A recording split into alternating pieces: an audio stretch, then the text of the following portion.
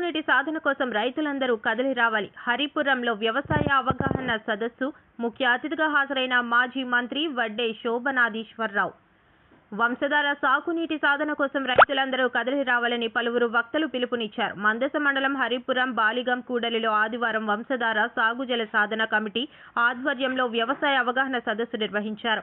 మార్పు మన్మథరావు సభాధ్యక్షులుగా వ్యవహరించిన ఈ సదస్సుకు ముఖ్య అతిథిగా ఆంధ్రప్రదేశ్ వ్యవసాయ శాఖ మాజీ మంత్రి వడ్డే శోభనాధీశ్వరరావు హాజరై వ్యవసాయ సంక్షోభంకు గల కారణాలు, వంశధార నీరు సాగుకు సాధించే మార్గాలపై ప్రసంగించారు. అనంతరం ఐఎఫ్టియు జాతీయ ఉపాధ్యక్షులు పి ప్రసాద్ వ్యవసాయ ఉద్యమ ఫలితాలపై మాట్లాడారు. వంశధార పర్యవేక్షణ మాజీ అధికారులు మాట్లాడుతూ వంశధార సాగునీటి లభ్యత గురించి వివరించారు.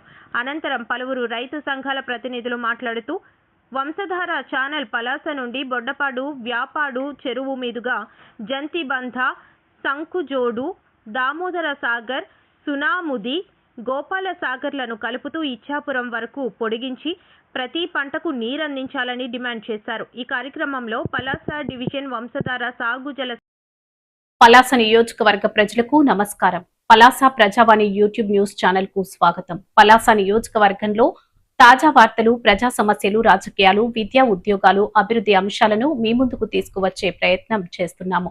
మా ఛానల్ ని సబ్స్క్రైబ్ చేసి మీ గ్రామ వార్తలను మాకు తెలపండి.